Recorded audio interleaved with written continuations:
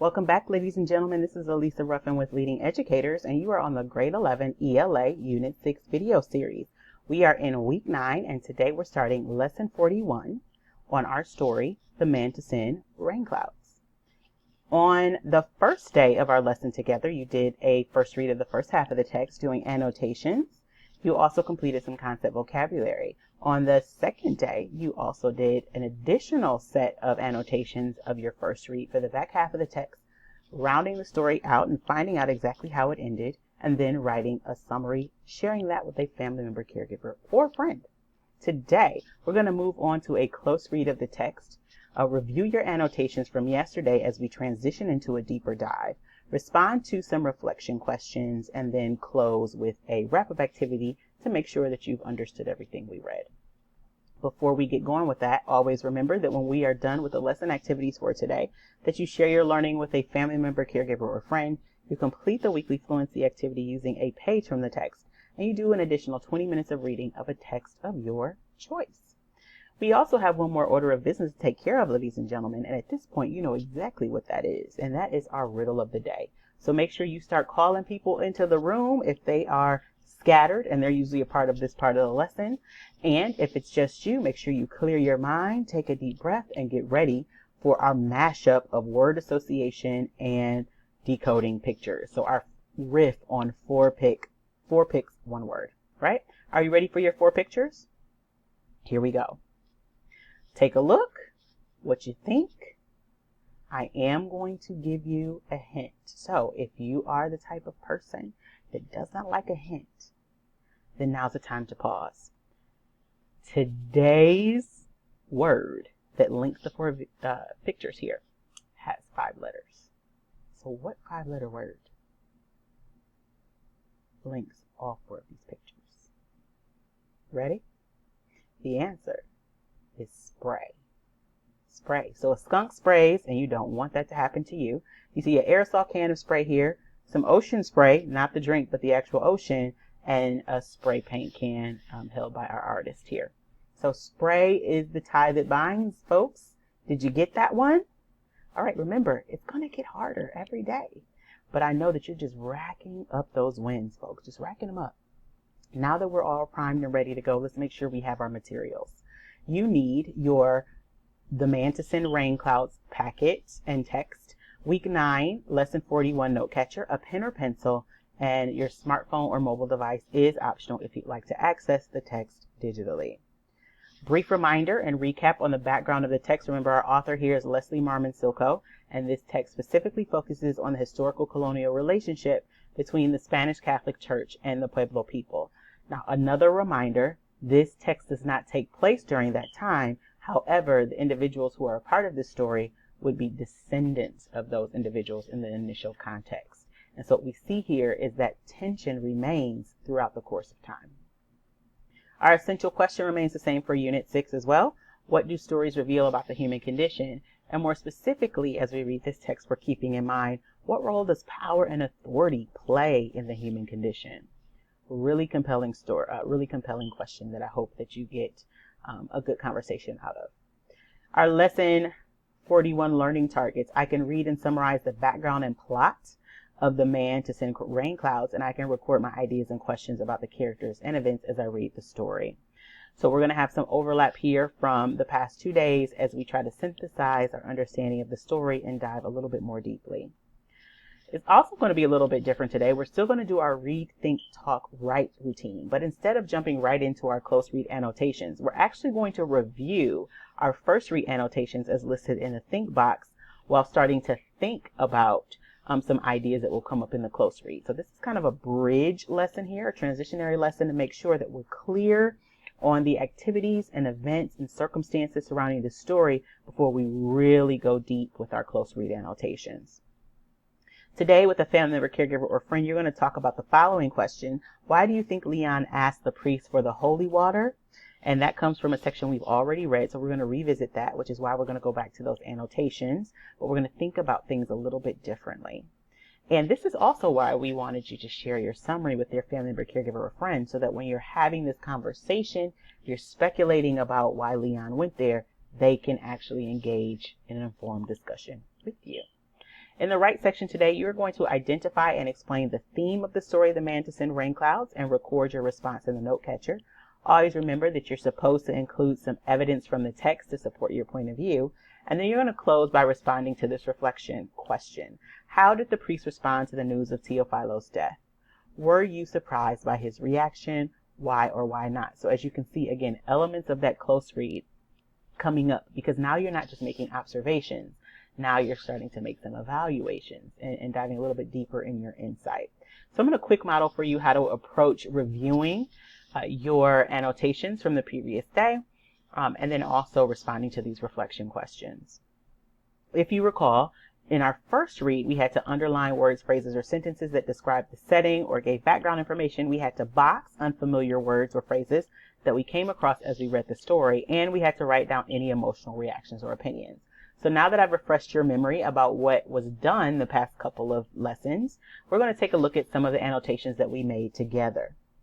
So if you recall from our passage from yesterday, we highlighted the first few lines because that reoriented us to the setting of the text. We now know that Leon had gone to see the priest. We found out based on the margins here and definitions that last rites is a religious ceremony of a dying person or a person that's already passed away. And when Leon asks for the holy water, the priest responds by saying, why didn't you let me know he was dead so I can come perform last rites? We also find out as we read a little bit further that last rites is associated with a Christian burial tradition. Okay. We also know, based on Leon's response of declining that particular burial, that Leon and Ken likely considered their cultural practice that they engaged in with Teophilo when he passed away to be what was of utmost importance to them. And that lets us know again and affirms that their cultural heritage is what's important. This also leads us to believe that they're probably not going to use the holy water for the same purpose and intent that the priest does. So this is the beginning of us really seeing that tension between the two cultures that we talked about. Okay. So those were our first read annotations. So now we're going to transition into this idea of the close read. Same passage, but looking at it a little bit differently before we start putting pen to paper with annotations. We'll start that part tomorrow. But I want you to at least start thinking closely, if you will, about this particular passage in a way. So now that we've already read through it, we won't read through it again. But I want you this time when you read through it for your close read to think about and examine the priest's reaction to the news of Teophilo's death. Right? So Leon is there to get holy water because his grandfather has passed away. And take a real look at what the response of the priest is. Why didn't you tell me he was dead? I could have brought the last rites anyway. So I don't know about you, but I was a little caught off guard by that reaction. And so that's why I wrote in my annotation, the priest does not offer any condolences. I'm so sorry. How are you doing? Or express empathy, it seems like, or sadness about the death of Leon's grandfather. Okay? Doesn't seem to have concern about the loss that Leon endured, but does seem concerned about the fact that the proper protocols based on the priest's opinion about how things should have been handled weren't done. Okay? So to a degree, the overall tone that I pick up here is one that seems to be chastising, right? Like, why didn't you do that? This was something you were supposed to do, almost challenging Leon, not in an angry way, but tisk tisk, you shouldn't have done that. You should have told me what had happened. Okay. And it makes me wonder a little bit more about the nature of the relationship between the priest and the rest of the community. So this goes back to the background information about the historical relationship between the Pueblo people and the Spanish Catholic Church, and whether or not what we're seeing here is a continuation of those tensions. Okay. So that's how we start thinking about the ideas that the close read is supposed to flesh out for you in that same passage. So you saw the first read and the types of annotations we made. And now you've done the first part of a close read and the types of annotations that we've made. So in this section, you are going to reread through the story again with a close read focus in mind, making sure that you're clear on the annotations you made in the first read, but making some additional annotations about things you may not have noticed. And then in our next lesson, we're going to go through and make some additional close read annotations. In the right section today, you're going to identify and explain the theme of the story, The Man to Send Rain Clouds, and record your response in the note catcher. You have identified themes several times for several other stories, but remember that you are always going to be looking at what are the reoccurring ideas or the overall message of the text now that you've read it through 2 times now, and making sure that you put down in the note catcher what you think those things are and supporting that with examples from the text. And then finally, you are going to respond to the question, how did the priest respond to the news of Teophilo's death? Were you surprised by his reaction? Why or why not? And record your answer. So you can start with the annotations that we just made when we revisited that passage on IL 9, and also the annotations from the previous lessons as well, because we had some early impressions about what was going on in that scene also. So that would be helpful. I also need to reflect on how I expected the priest to react. So we always need to make sure that we understand and acknowledge the fact that we bring certain expectations based on our own experience to the text. And so based on my personal experience, I thought that reaction of the priest was odd, because on my experience, there should be some sort of compassion or empathy or condolences offered.